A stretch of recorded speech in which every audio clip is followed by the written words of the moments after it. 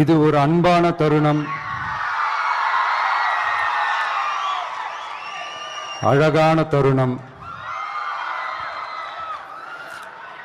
அன்பும் கருணையும் தானே எல்லாத்துக்குமே அடிப்படை. இது ரெண்டுமே இருக்கிற மனசு தானே தாய் மனசு. நம்ம தமிழ்நாட்டு மண்ணும் அப்படிப்பட்ட ஒரு மண்ணு தானே, தாய் அன்பு கொண்ட மண்ணு தானே.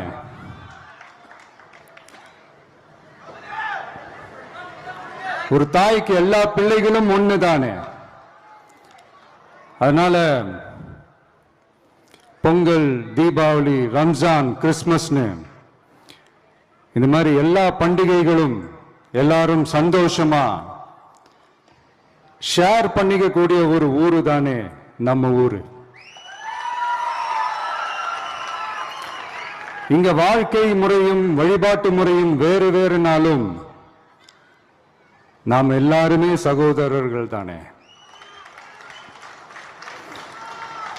அதனாலதான் நம்ம அரசியலுக்கு வந்ததுக்கு அப்புறம் கடவுள் நம்பிக்கை உண்டுன்னு அறிவிச்சது ஏன் தெரியுமா? உண்மையான நம்பிக்கை தான் நல்லிணக்கத்தை விதைக்கும், மற்றவங்களோட நம்பிக்கையை மதிக்க சொல்லி தரும்.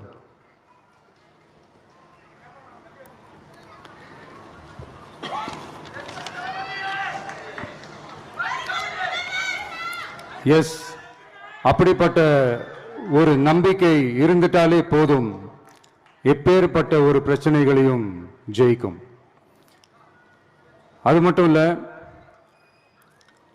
அப்படிப்பட்ட அந்த நம்பிக்கையோட ஸ்ட்ரென்த்தை பத்தி சொல்றதுக்கு பைபிள்ல நிறைய கதைகள் இருக்கு. அதை படிக்காதவங்க படிச்சு பாருங்க. அதுல குறிப்பா உன்னை பத்தி சொல்லணும்னா, ஒரு இளைஞனுக்கு எதிரா தன்னோட சொந்த சகோதரர்களே பொறாமைப்பட்டு அவனை பாழும் கிணத்தில் தள்ளிவிட்டு அதுக்கப்புறம் அவர் எப்படி மீண்டு வந்து அந்த நாட்டுக்கே அரசனாகி